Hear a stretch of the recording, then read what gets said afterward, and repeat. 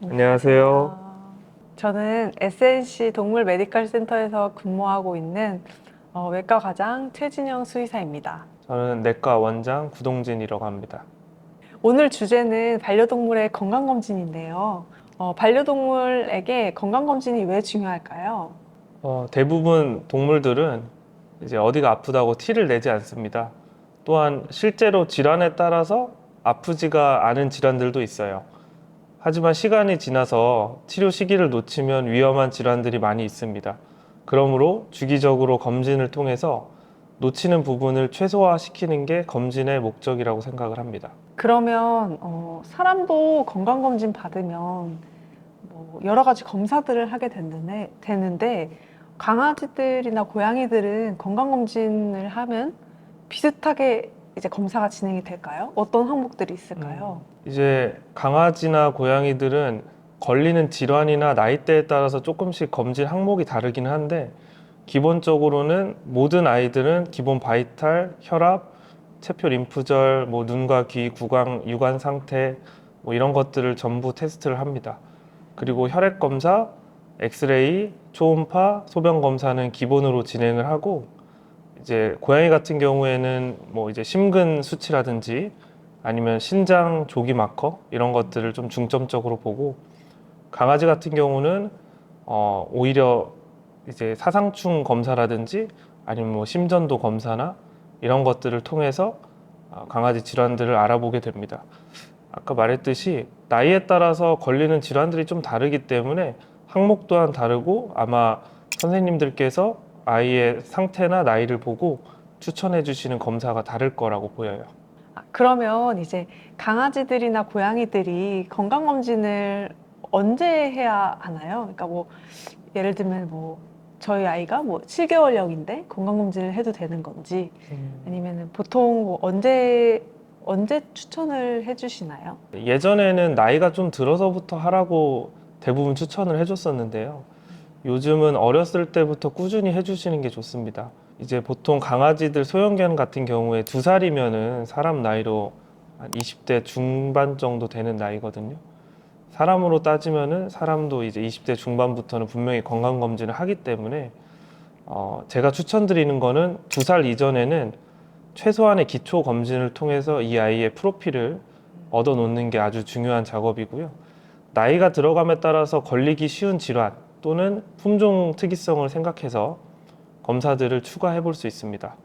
예를 들어서 어린 나이의 아이들은 염증성 질환이나 이런 것보다는 감염 질환에 취약하기 때문에 뭐 PCR 검사나 아니면 어떤 키트 검사들을 통해서 조금 더 많은 정보들을 얻을 수 있고 나이가 들어서는 염증성, 종양성 또는 호르몬성 질환들이 더 빈도가 높기 때문에 이런 검사들을 조금 더 적극적으로 해주는 게 좋습니다. 그래서 대부분 아이들은 1년에 한 번씩 검진을 추천드립니다. 하지만 특이사항이 있다 하면은 주치의 선생님께서 아무래도 검사 간격을 조절해서 특정 부위를 이제 계속 팔로우업을 하자고 말씀을 해주실 것 같아요. 좀 흔하게 발견되는 질환들이 어떤 게 있었을까요? 이거는 사실 강아지랑 고양이랑 조금 나눠서 말씀을 드려야 될 것 같은데요. 먼저 강아지에서 자주 발견되었던 질환들은 담낭에 슬러지가 있는 아이들이 꽤 있었고 소장에 장염소견이 있는 아이들이 꽤 많이 발견됐습니다. 또한 방광에 염증이 있는 아이들도 발견이 되었고 그래서 본원에서는 관련해서 치료를 이어가고 있습니다. 이제 고양이에서는 조금 케이스가 다른데 고양이는 비대성 심근 질환인 HCM이 발견되는 아이들이 꽤나 많았고 저희가 1월 한 달간 검진한 15마리 중에서 한 2마리에서 3마리 정도 발견이 되었었고요. 그 다음에 초기 신부전이 발견되는 아이들도 꽤 있었습니다.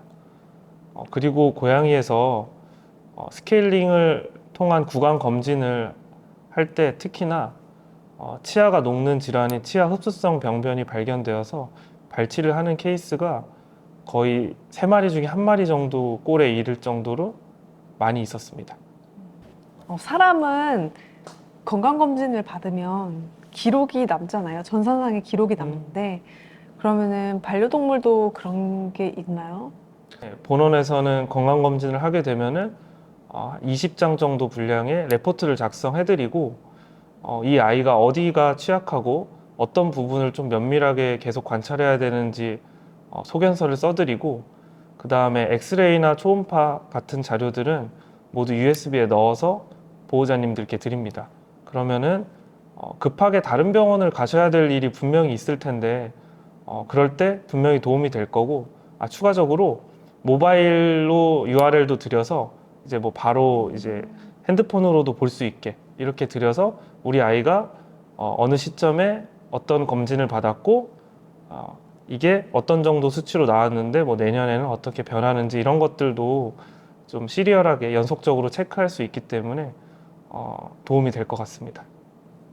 반려동물을 키우는 보호자분들께서 이제 우리 아이들이 질환을 미리 예방하고 건강했으면 좋겠다고 이제 생각을 하실 텐데 보호자분들께 혹시 좀 하시고 싶은 말씀이 있을까요? 그 요즘 트렌드는 사람과 마찬가지로 반려동물들도 건강할 때 관리하는 예방의학이 요즘 대두되고 있습니다.